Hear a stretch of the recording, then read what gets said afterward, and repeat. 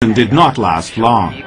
2 years later, the Chinese forced the Dalai Lama to send away his main ministers and advisors.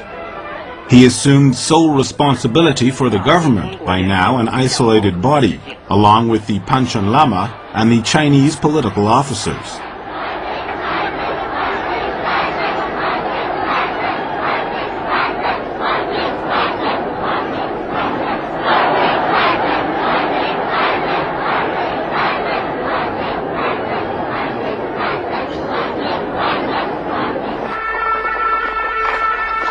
The Panchen Lama came to Lhasa for the first time and finally met the Dalai Lama.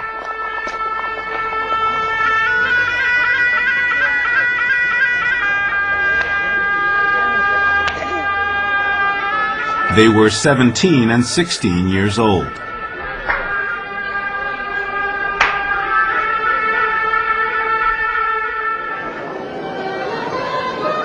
Invited by Mao to visit Beijing, the Dalai Lama left Lhasa on July 11, 1954, though the people begged him not to go.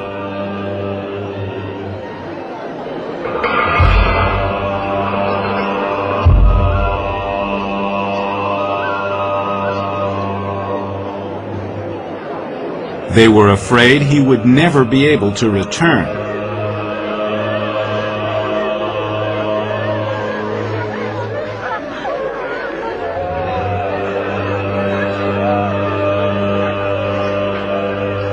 It was the first time he had left Tibet. The voyage was a long one, more than 5,000 kilometers. Arrival at the Chinese border.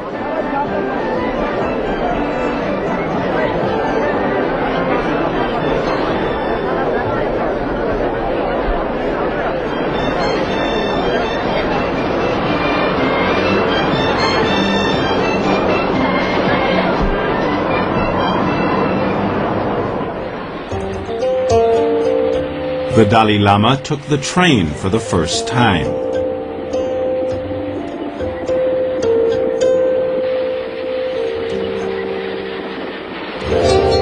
The delegation visited the Forbidden City.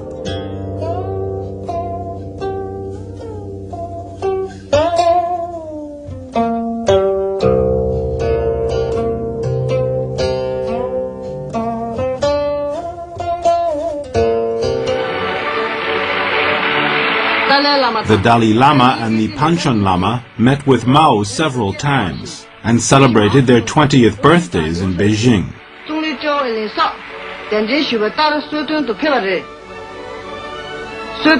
In spite of the polite appearances, pressure was being put on the guests.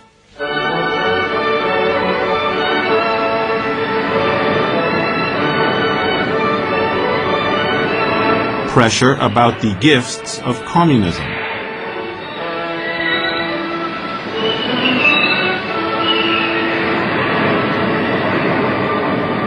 Mao personally told the Dalai Lama about the reform measures to rule over Tibet, including a preparatory committee.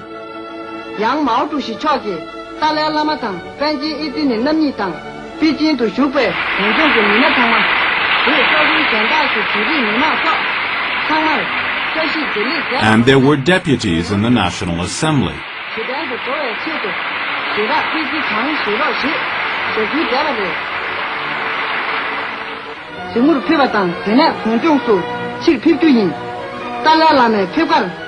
The Dalai Lama said his goodbyes to the Panchen Lama and left Beijing after spending almost 1 year there.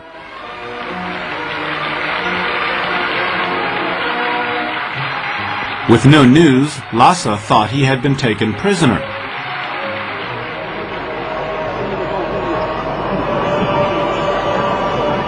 But his return in a jeep with no ceremony showed off the real reason for the journey: to turn the God King into an ordinary Chinese civil servant.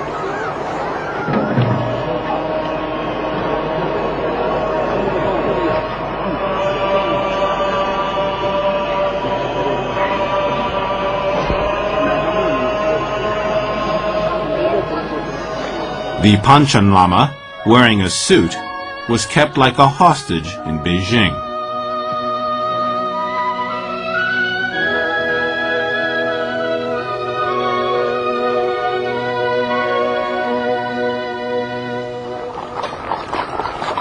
Then came the next stage of the Chinese plan, the conquest of the House of Riches of the West, the Chinese name for Tibet.